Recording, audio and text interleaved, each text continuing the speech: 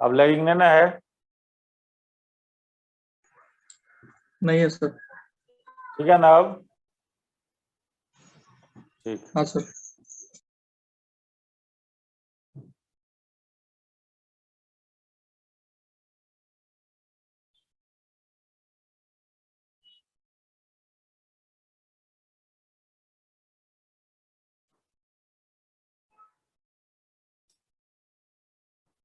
Light ठीक है screen पर? हाँ सर। लाइट स्क्रीन पर ठीक है ना? क्या और लाइट दें? Yes sir. ठीक है ना लाइट?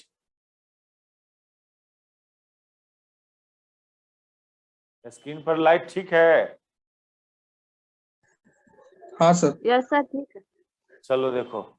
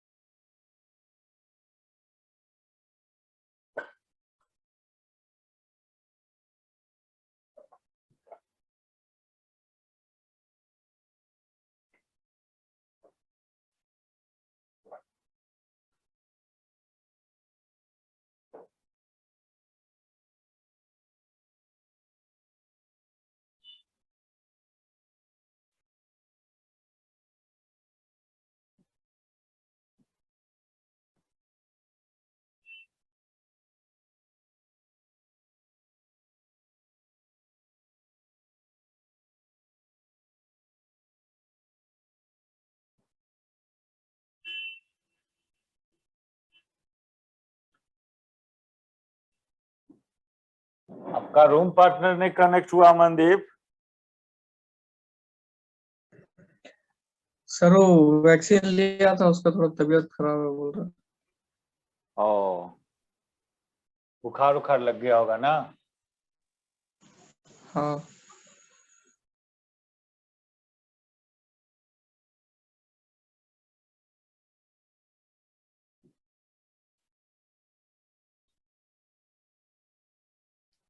कहाँ तक किए थे याद है?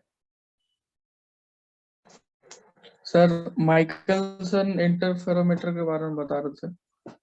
डिवाइस का कंस्ट्रक्शन सब किए थे? हाँ sir.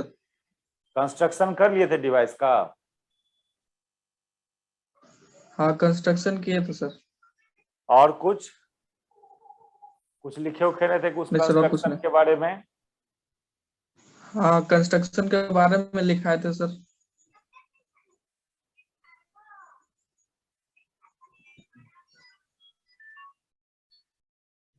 Hello hello hello.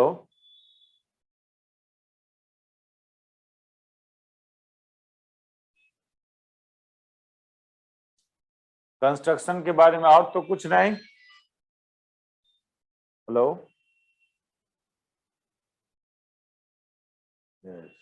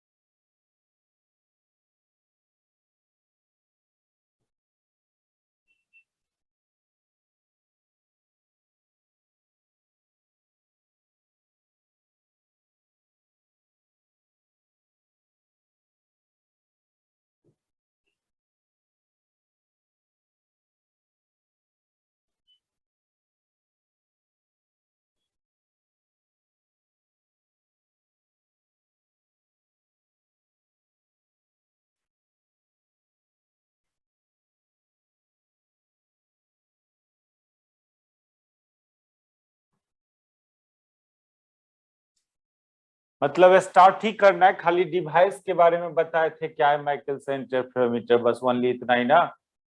Michelson Morli experiment को स्टार्ट करना था। माइकलसन इंटरफेरोमीटर क्या है ये बस ओनली बोले हैं, ठीक है। यस तो देखो Michelson Morli experiment,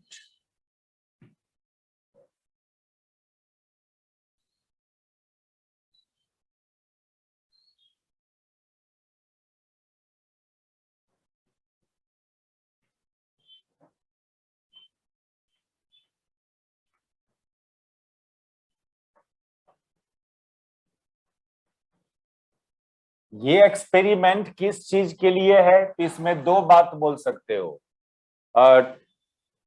to find absolute inertial reference frame, या to find absolute velocity of earth, or to for the proof of existence of ether medium.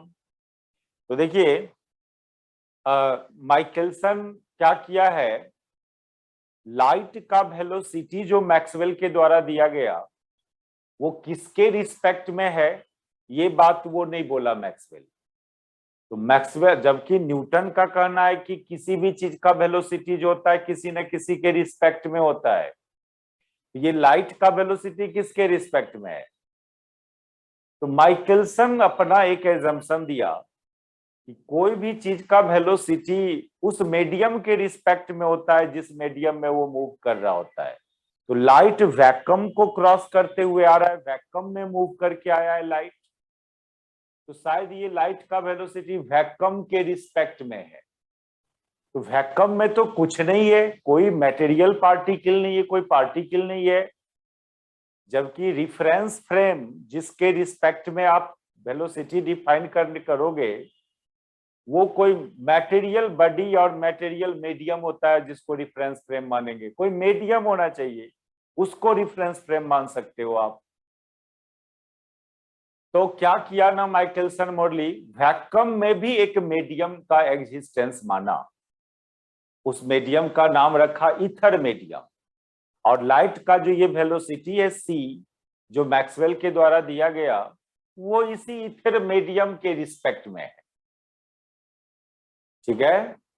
तो थोड़ा सा मैक्सवेल वाले बात में ये अपना एगो बार एक्स्ट्रा बात डाला, according to Newton law of Newtonian mechanics, according to Newton किसी भी चीज का वेलोसिटी ऑलवेज किसी न किसी के रिस्पेक्ट में होना चाहिए।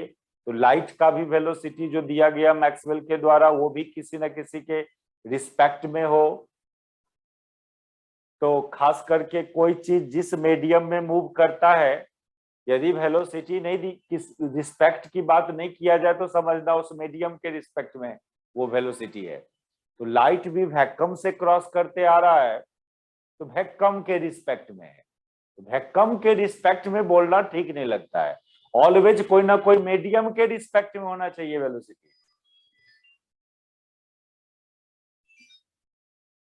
हेलो, हाँ बोलो।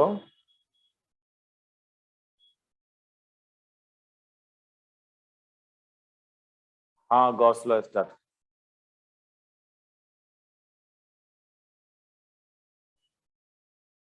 कौन, गॉस लॉ ना?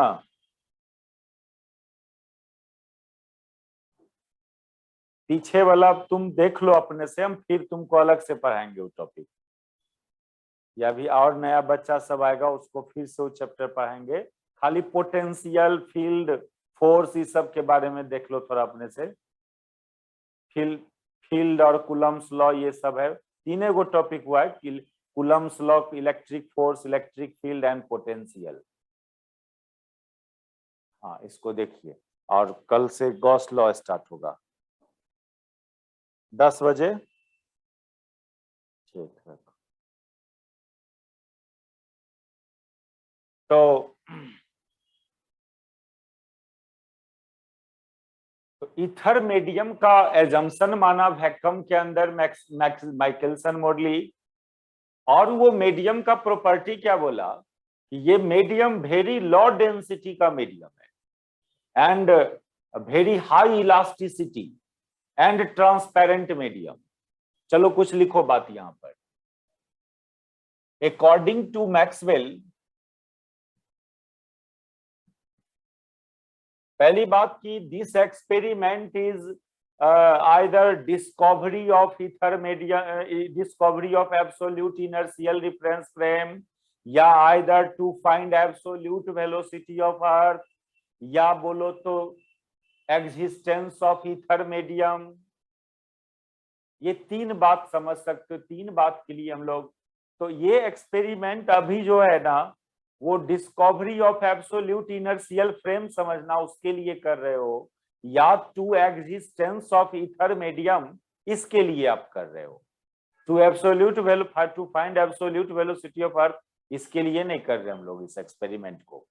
हम लोग with respect to relativity chapter, इस एक्सपेरिमेंट का पर्पस है माइकलसन मोरली के द्वारा जो ईथर मीडियम माना गया है वैक्यूम में, वो मीडियम रियली में है कि नहीं है, या एक एब्सोल्यूट इनर्शियल फ्रेम ढूंढना।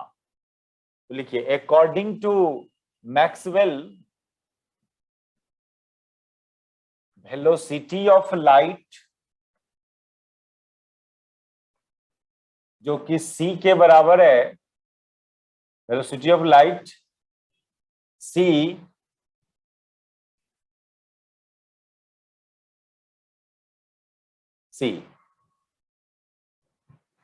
इक्वल टू c लिखो, जो 3 इंटू 10⁸ मीटर पर सेकेंड है।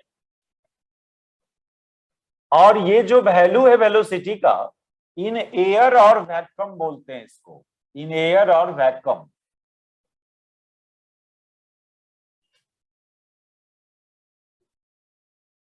तो किसी के रिस्पेक्ट की बात यहां नहीं हो रहा है, किसके रिस्पेक्ट में ये वैल्यू है वेलोसिटी का। तो but according to Newton,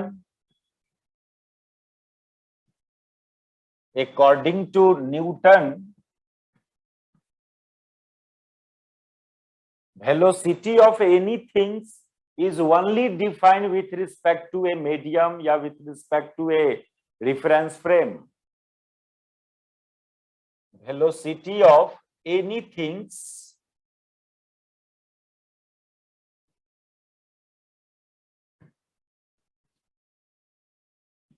is only with respect to a medium or with respect to an observer। जबकि लाइट के वेलोसिटी के बारे में मैक्सवेल किसके रिस्पेक्ट में इसकी बात नहीं कर रहा है। यहां पर माइकलसन मोरली क्या माना कि चूंकि लाइट वैक्यूम से क्रॉस करते आ रहा है, वैक्यूम में वो एक मीडियम मान लिया, ईथर मीडियम, और ये जो वैल्यू है वेलोसिटी लाइट का वो उसी ईथर मीडियम के रिस्पेक्ट में है। तो then according to Michelson and Morli,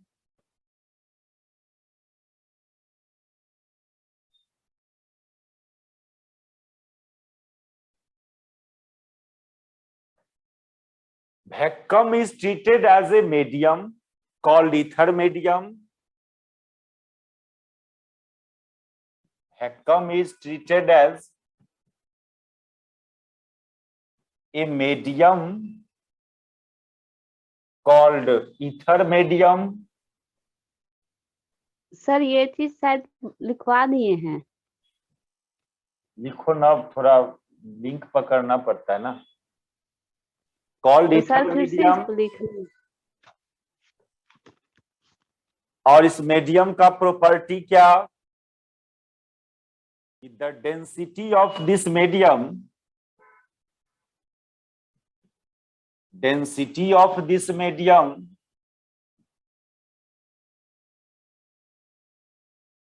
is very low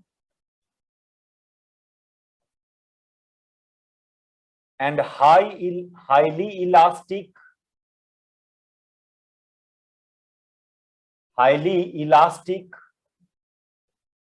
इसका इलास्टिसिटी बहुत हाई होगा, एंड ट्रांसपेरेंट, ये प्रॉपर्टीज मीडियम का, ये वेरी लो डेंसिटी का, high elasticity and transparent medium. ये ऐसा क्यों बोल रहे हैं? क्योंकि लाइट का वेलोसिटी इस मीडियम में, इस मीडियम वैक्यूम को आपने एक मीडियम माना ईथर, उसमें लाइट प्रोपेगेट कर रहा है, हाई वेलोसिटी से लाइट प्रोपेगेट कर रहा है। तो कोई मीडियम में किसी का वेलोसिटी बहुत हाई है, ये तभी संभव है जब उस मीडियम का डेंसिटी बहुत कम होगा, हाई इलास्टिक होगा वो मीडियम। क्योंकि इस फॉर्मूला से देखो, किसी भी वेव का वेलोसिटी का फॉर्मूला होता है root B by rho, B bulk modulus of elasticity, और भी की जगह यदि सी रखते हो तो C is very high, C का वैल्यू बहुत हाई है। तो ये तभी संभव है जब बी का वैल्यू बहुत हाई हो और रो का वैल्यू बहुत कम हो, यानी लो डेंसिटी का हो मीडियम और हाई इलास्टिसिटी का हो। और चूंकि उस मीडियम से क्रॉस करके आ रहा है लाइट, तो वो ट्रांसपेरेंट भी होगा नेचर में। ये सब प्रॉपर्टी है ईथर मीडियम का। और वो चला ईथर मीडियम जो मान रहा है वो उसका एग्जिस्टेंस के लिए एक एक्सपेरिमेंट करने, जिसका नाम वो माइकलसन मोरली एक्सपेरिमेंट हम लोग देते हैं। And to prove the existence of this medium, और लिखो to prove the existence of this medium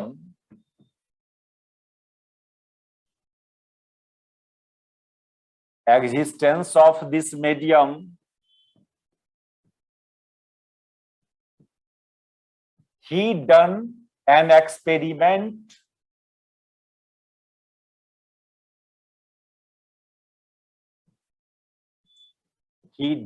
experiment called Michelson-Morley experiment.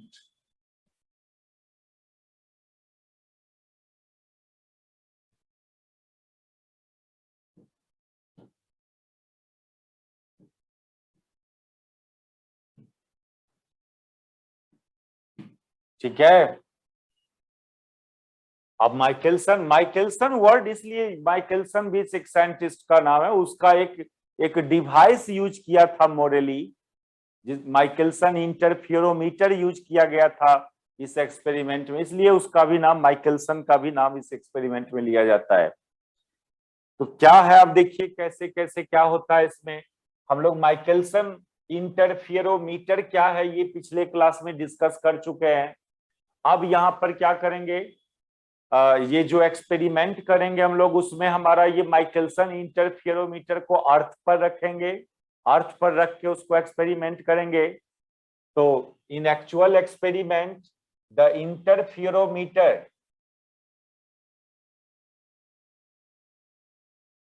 लिखो इस बात को, the interferometer is kept on अर्थ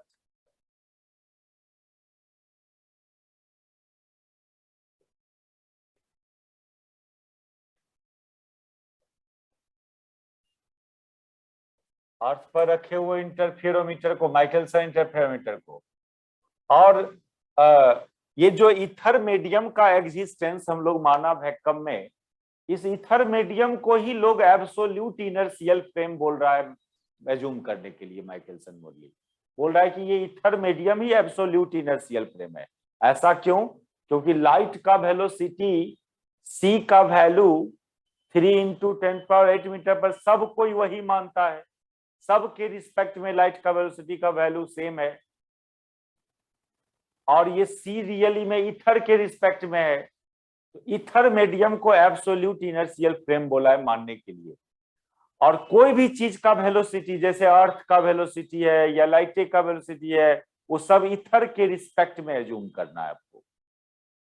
और let velocity of earth with respect to ether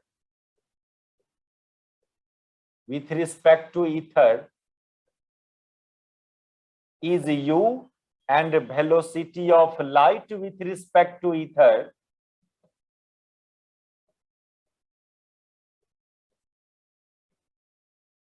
is c,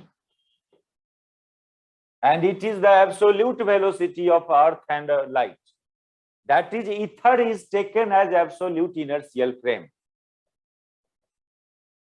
ये सब assumption है टोटली माइकलसन मोडली का। जरूरी नहीं कि ये इथर मीडियम रियली में एब्सोल्यूट इनर्शियल फ्रेम है कि नहीं है, ये मान रहा है कि लाइट का जो ये वेलोसिटी है c वो इथर के रिस्पेक्ट में है, और c का वैल्यू सबके रिस्पेक्ट में सेम ही होता है, इथर के भी रिस्पेक्ट में इतना ही है।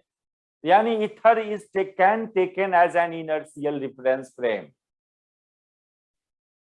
देखते हो अर्थ का कोई प्लानेट का भी वेलोसिटी जो दिया जाता है वो किसके रिस्पेक्ट में, ये चर्चा नहीं करता है लोग।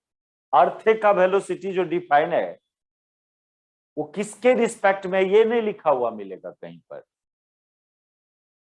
क्या ये जो वैल्यू है अर्थ का वेलोसिटी का, ये तो डिफरेंट प्लानेट पर जाके देखोगे तो डिफरेंट नजर आएगा।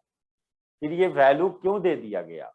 ऐसा वो कौन रिफरेंस फ्रेम है जिसके रिस्पेक्ट वाला ये वैल्यू है अर्थ का वेलोसिटी का? तो ये सब बात को देखते हुए ना माइकलसन मोडली एक नया मीडियम एज्यूम किया, ईथर मीडियम। वैक्यूम के अंदर एक मीडियम एज्यूम किया, ईथर मीडियम, और बोला कि किसी भी प्लैनेट का जो वेलोसिटी आप दे रहे हो, अर्थ का वेलोसिटी जो बोल रहे हो, या मून का वेलोसिटी किसी का, या लाइट का वेलोसिटी जो बोल रहे हो, ये सब उसी ईथर मीडियम के रिस्पेक्ट में है।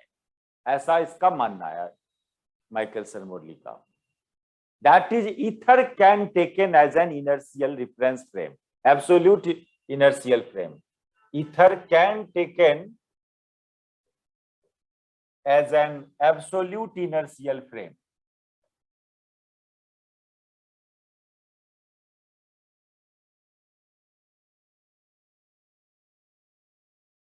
तो अर्थ का वेलोसिटी u, लाइट का वेलोसिटी c, और होल एपरेटस को अर्थ पर रख के काम कर रहे हो तो एपरेटसों का वेलोसिटी ईथर के रिस्पेक्ट में ua होगा, क्योंकि एपरेटस जो इंटरफेरोमीटर है अर्थ पर रखा हुआ है। अर्थ जब u वेलोसिटी से मूव कर रहा है ईथर के रिस्पेक्ट में, तो उस एपरेटस का हर कंपोनेंट भी u वेलोसिटी से मूव करेगा। मान लो अर्थ ईथर के रिस्पेक्ट में टुवर्ड्स राइट मूव कर रहा है, तो वो इंटरफेरोमीटरो ua वेलोसिटी से ईथर के रिस्पेक्ट में राइटवर्ड मूव करेगा। तो लिखिए, since whole of the apparatus is kept on earth, रुक जाओ,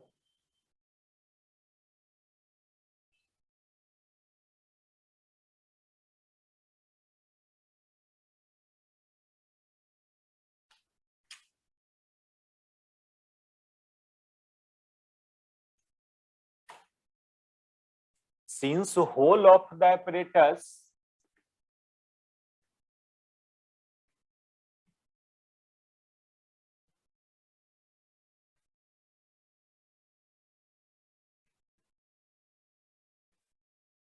is kept on earth,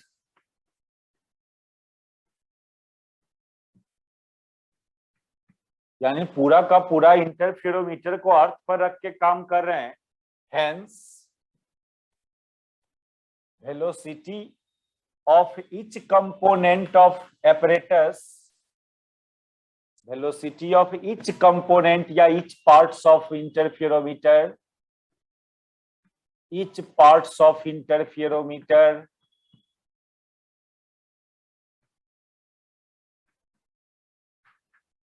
is also u with respect to ether. ये बात तो बहुत सिंपल बात है। कोई चीज किसी चीज पर रखा हुआ है, मान लो ट्रेन में कोई चीज, तो ट्रेन का जो वेलोसिटी होगा वही ना उस बॉडी का भी वेलोसिटी होगा। इंटरफेरोमीटर को आप अर्थ पर रख के काम करने चले हो और अर्थ को बोले हो कि ईथर के रिस्पेक्ट में यू वेलोसिटी से मूव कर रहा है, तो इंटरफेरोमीटरो यू वेलोसिटी से मूव करेगा। अच्छा, और लाइट का वेलोसिटी ईथर के रिस्पेक्ट में है सी। तो फिर देखिए अब अरेंजमेंट को,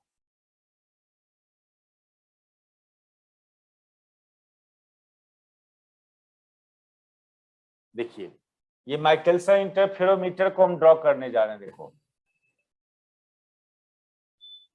माइकलसन इंटरफेरोमीटर में दो प्लेन मिरर होता था, एक इधर M2, यहां पर एक पार्शियली सिल्वर्ड ग्लास प्लेट था, एक पार्शियली सिल्वर्ड ग्लास प्लेट, और इधर एक प्लेन मिरर होता था, इधर एक प्लेन मिरर M1। ये दूरी और ये दूरी सेम होता है, और इधर एक टेलीस्कोप होता था, डॉटेड से सब कुछ को दिखाना। यहाँ फिगर को समझना भी एक अपने आप में बहुत इंपॉर्टेंट बात। ये लिख रही है ना इसको? Yes sir. Yes sir. चलो अब देखो क्या सब हो रहा है। यहाँ पर हमारा होल एपरेटस अर्थ पर रखा हुआ है, अर्थ यू वेलोसिटी से मूव कर रहा है, तो एपरेटस का हर पार्ट यू वेलोसिटी से मूव करेगा।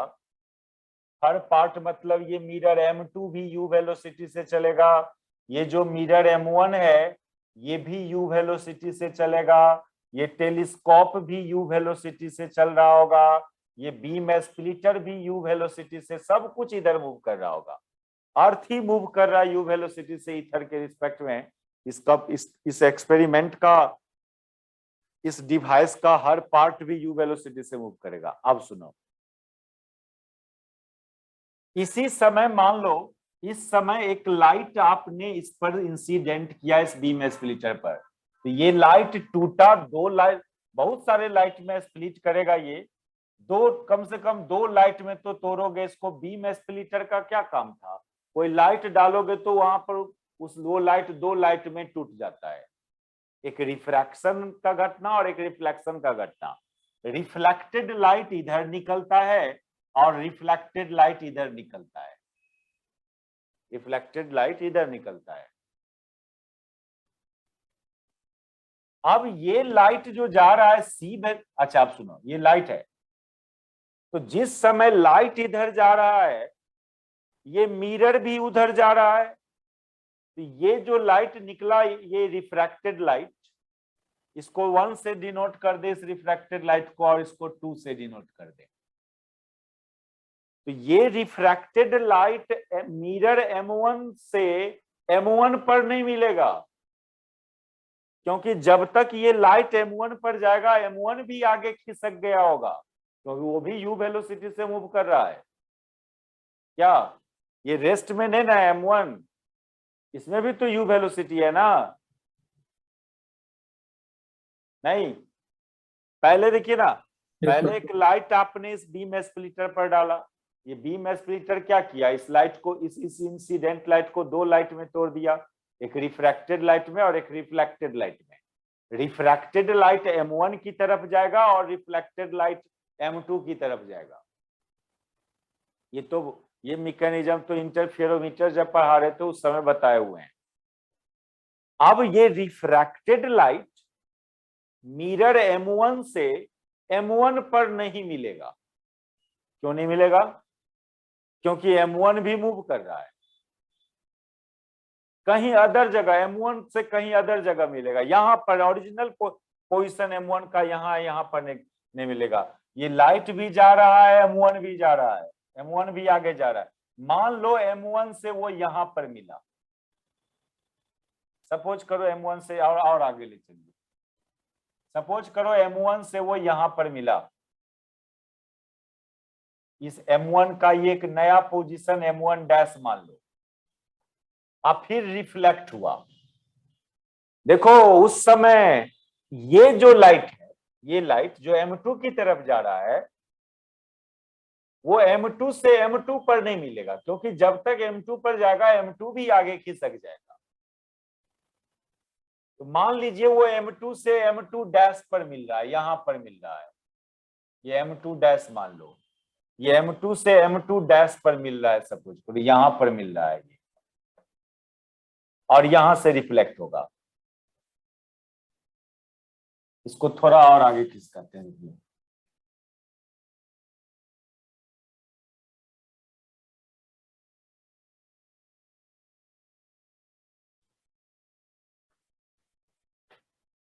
और यहां से रिफ्लेक्ट होगा, और ये जो बीम स्प्लिटर है ना, ये भी तो खिसक रहा है, ये भी खिसक रहा है। तो ये बीम स्प्लिटर पहले इसके सामने आएगा,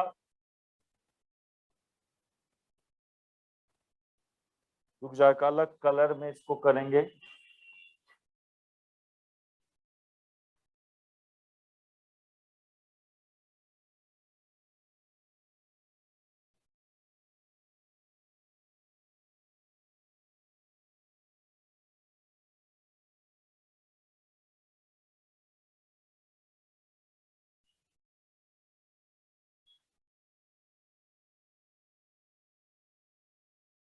फिगर बहुत इंपॉर्टेंट चीज है, इसमें फिगर को समझ लेना ये बहुत बड़ी बात है। जी, जी डैश, जी डबल, ये बीम स्प्लिटर का नाम है, मिरर का नाम है, ये M1 है, ये M1 डैश है, ये M2 डैश। देखिए हो क्या रहा है, सो बात क्या सब हो रहा है, सो देखते जाओ। ये टेलीस्कोप है, टेलीस्कोप भी खिसकेगा, सब कुछ खिसकेगा आगे।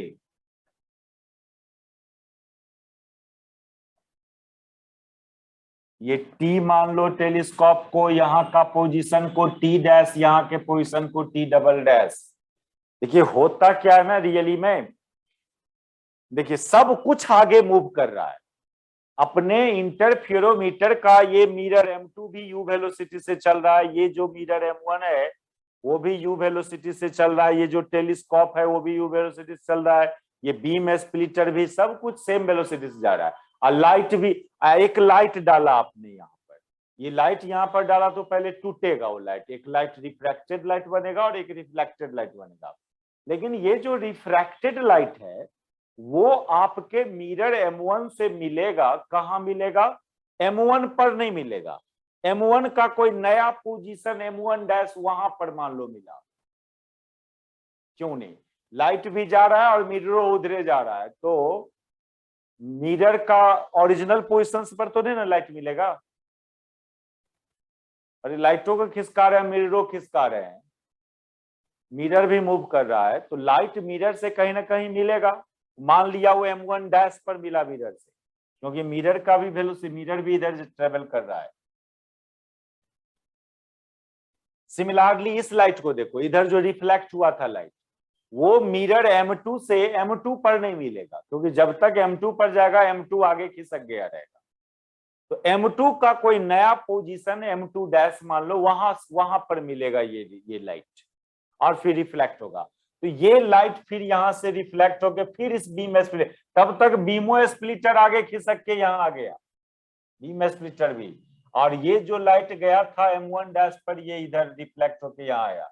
अब क्या होगा, एक लाइट ये वाला लाइट इस बीम स्प्लिटर पर इधर आएगा, और एक ये भी लाइट इधर, ये जो लाइट इधर गया था वो रिटर्न होके इधर आएगा। तो ये चीज हम एक रफ स्ट्रक्चर बनाए, अब आपको हम एक बड़ा फिगर करके इसको फिर से बना दे रहे समझाने के लिए। ये लाइट यहाँ पर मिला M2 से, M2 से यहाँ पर नहीं मिलेगा, M2 मूव कर रहा है, मूव कर रहा है M2 का कोई नया पोजीशन M2 डैश से मिला और रिफ्लेक्ट हुआ, और ये जो रे इधर गया था वो M1 से M1 पर नहीं मिलेगा, M1 का एक नया पोजीशन M1 डैश पर मिलेगा ये रे, फिर वहां से रिफ्लेक्ट होगा। तो ये रिफ्लेक्टेड रे और ये रिफ्लेक्टेड रे दोनों फिर इस बीम स्प्लिटर से मिलता है यहाँ पर, ये बीम स्प्लिटर भी आगे डिस्प्लेस्ड हो जाता है, और ये रे यहाँ आके फिर इधर टेलीस्कोप की तरफ चला गया, और ये रे जो रिफ्लेक्ट हुआ वो रिफ्लेक्ट होके फिर बीम स्प्लिटर पर आया, उस वहां पर बेंडिंग होके टेलीस्कोप की तरफ चला गया। तो थोड़ा सा हम इसको बड़ा फिगर एकदम सही से इसको बना देते हैं, यूज करने लायक, समझे आप बात को।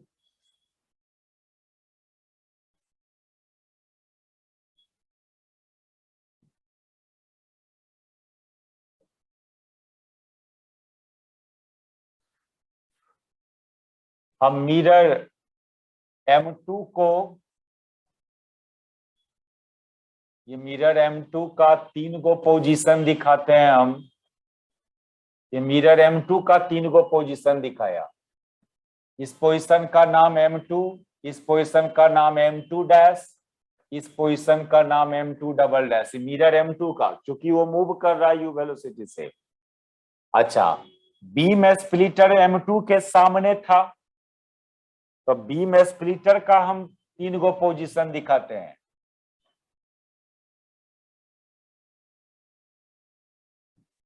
एक पोजीशन ये तो 45 डिग्री पर झुका हो रहता है, और एक पोजीशन एक पोजीशन यहां पर। इसका नाम देते हैं हम जी डैश, जी डबल डैश। फिर मिरर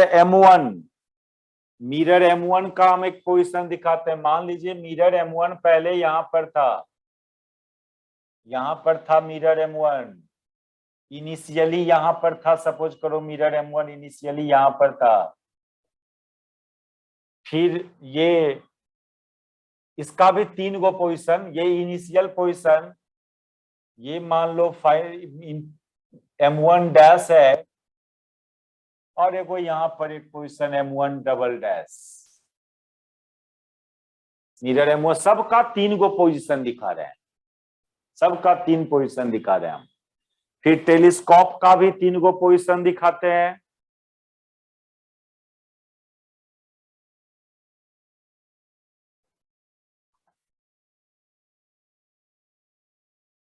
टेलीस्कोप पहले इसके सामने था, इसको T से डिनोट करें। फिर टेलीस्कोप, सब कुछ आमने सामने रहेगा। देखो इनिशियली ये मिरर M2, ये बीम स्प्लिटर और ये टेलीस्कोप आमने सामने था, तो हर जगह वो आमने सामने रहेगा, क्योंकि वेलोसिटी तो इक्वल है ना सबका। जितना इसका वेलोसिटी है उतना ही इसका वेलोसिटी है, उतना ही इसका वेलोसिटी है। तो ये हो गया टेलीस्कोप का पोजीशन T डैश, और ये जस्ट इसके सामने फिर टेलीस्कोप का पोजीशन T डबल डैश। ये सब कुछ हो गया। अब लाइट के बारे में देखिए, लाइट में क्या क्या हो रहा है। सो एक लाइट इस पर गया था, इस बीम स्प्लिटर पर पड़ा था, तो यहां पर वो टूट गया, वो लाइट टूट गया। एक लाइट गया मिरर M1 की तरफ, M1 की तरफ जाएगा, तब तक तो M1 यहां आ गया है, M1 से वो यहां पर मिला, M1 से वो ये लाइट, और रिफ्लेक्ट होके फिर बीम स्प्लिटर पर आया। अब बीम स्प्लिटर इस लाइट को बेंड करके भेज देगा टेलीस्कोप की तरफ। इस रे को 1 से डिनोट कर रहे हैं, इसको 1 से डिनोट कर। यही लाइट गया M1 की तरफ गया, M1 से, लेकिन M1 पर नहीं मिलेगा, क्योंकि M1 तो मूव करके आगे चला गया है। तो M1 से वो कहां पर मिला, M1 डैश पर मिला, और वहां से रिफ्लेक्ट होके आया फिर बीम स्प्लिटर पर, फिर वो बेंड होके 90 डिग्री से डेविएट होके चला गया टेलीस्कोप की तरफ। अच्छा, रिफ्लेक्टेड लाइट M2 से M2 पर नहीं मिलेगा, क्योंकि जब तक M2 पर जाएगा M2 आगे खिसक गया, तो M2 से वो यहां पर मिलेगा, M2 डैश पर मिलेगा, फिर रिफ्लेक्ट होके फिर बीम स्प्लिटर पर जाएगा। अब तब बीम स्प्लिटर उसको फिर बेंड करके इधर कर देगा। इसको रे 2 सेकेंड रे समझना है इसको, ये सेकेंड रे है। तो ये फिगर आपको बनाना होगा, ये फिगर बहुत अच्छा से बनाओ। समझे फिगर को क्या क्या हुआ। So yes sir. इसका 50% मार्क्स तो इस फिगर को सही सही बना रहे हो, इसी पर मिल जाएगा आपको इस क्वेश्चन में। उतारिए फिगर को, एकदम थोड़ा बड़ा फिगर बनाइए।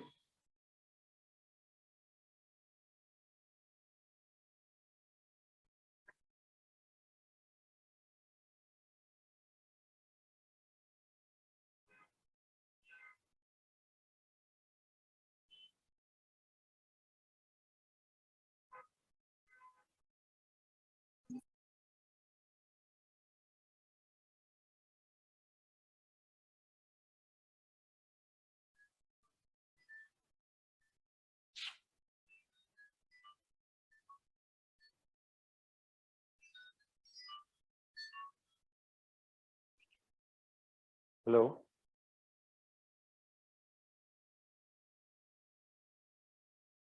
कौन है? अच्छा, ये ऑनलाइन क्लास जो करते हैं, हाँ हाँ हाँ हाँ, रिकॉर्ड कर रहे हैं, हम भेज देंगे उस क्लास को। अकाउंट नंबर भेजे हुए हैं उस गूगल वाला पर, या अमन से ले लीजिएगा अकाउंट नंबर, और IFSC कोड भेजे हुए हैं तो गूगल पे या फोन पे यार से उसमें अकाउंट नंबर में ट्रांसफर कर सकते हैं। किया है वो, फोन पे यार से हो जाता है।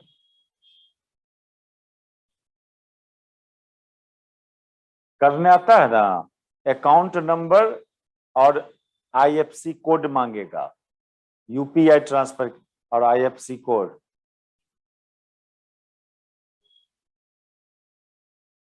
हाँ हाँ हाँ, तो वही हम भेज दिए हैं, गूगल वाला मैसेज नहीं भेजते हम लोग, उस मैसेज पर जाइएगा, हम डाले हुए हैं अकाउंट नंबर। नहीं डाले हैं आपको हम? हाँ हाँ, मैसेज वाला में होगा वो, हाँ चैट वाला में, हाँ हाँ, तो उसमें देख लीजिएगा, उस पर डाल दीजिए। ठीक है, हाँ ठीक है, ठीक है। हम उसी गूगल पर भेज देंगे, आज तो नहीं भेजेंगे, कल भेजेंगे, क्योंकि उसको एडिटिंग करना पड़ता है। एडिटिंग आज करेंगे, कल भेज देंगे हम सुबह में आपको इसको। ठीक ठीक।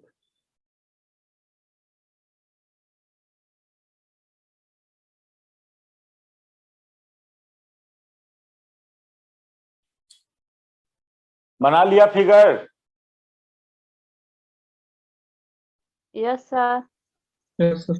तो चलो इसको थोड़ा एक्सप्लेन करना होगा, लिखिए।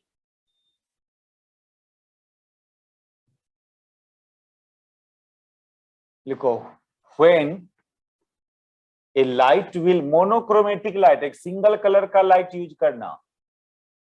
When A monochromatic light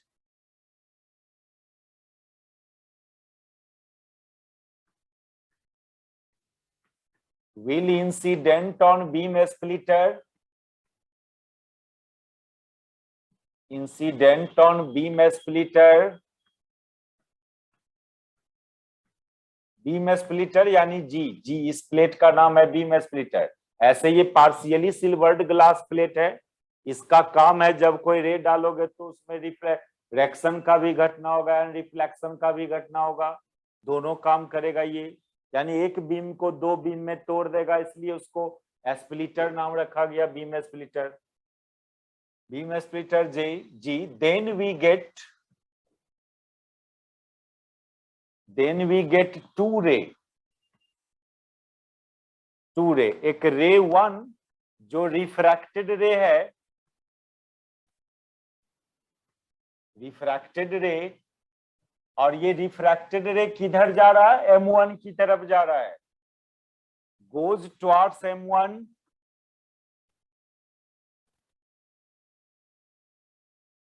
goes towards M1,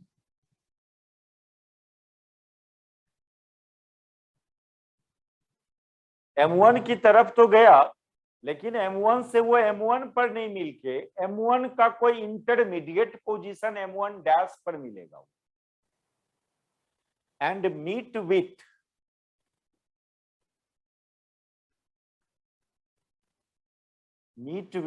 N intermediate position of M1, intermediate position of M1 which is M1 dash। क्योंकि M1 मिरर भी तो मूव कर रहा है और लाइटो जा रहा है, स्वाभाविक है M1 से वो M1 पर नहीं मिलके M1 का कोई नया पोजीशन M1 डैश से मिलेगा, और वहां मिलेगा यानी उस पर इंसिडेंट होगा और फिर रिफ्लेक्ट होगा, reflect back along same path, और फिर वो बीम स्प्लिटर इधर से जा रहा है, उससे फिर आएगा, लाइट गया, लाइट मिरर से मिला, मिरर से रिफ्लेक्ट हुआ, तब तक बीम स्प्लिटर भी यहां आ गया, फिर बीम स्प्लिटर पर आएगा और वहां पर वो 90 डिग्री से डेविएट होकर टेलीस्कोप की तरफ जाएगा।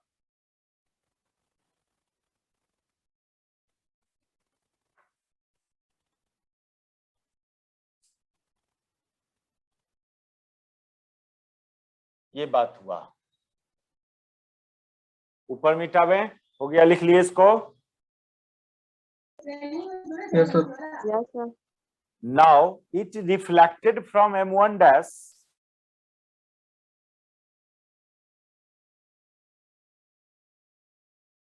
It reflected from M1 dash, M1 dash से रिफ्लेक्ट होगा and meet with beam splitter,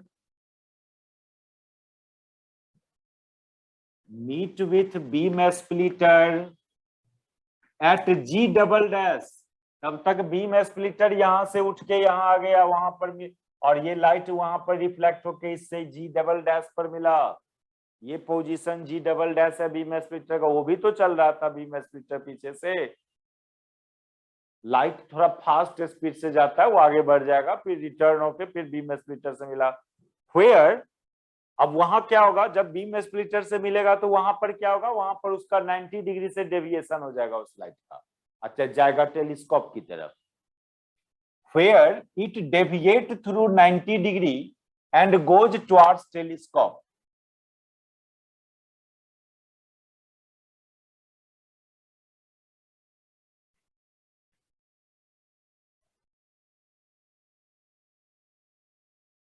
deviate through 90 degree and goes towards telescope.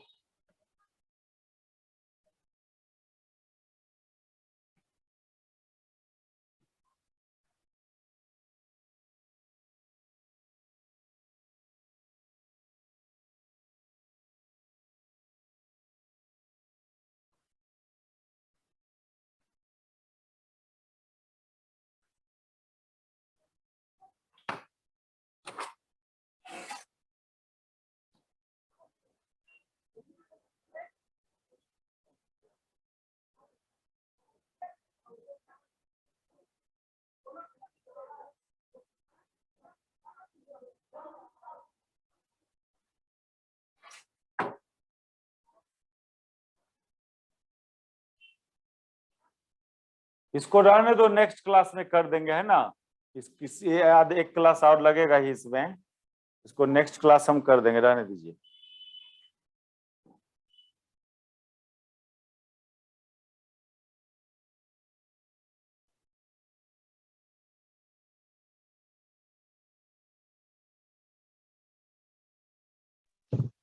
Sir कल 4 बजे लाइव होंगे? हाँ तुम्हारा छूटा हुआ है ना, ज्वाइन होगी तो सर कल 4 बजे ज्वाइन हो जाएंगे? हाँ हाँ 4 बजे ज्वाइन हो जाना तुम। ठीक है, रखिए। ठीक।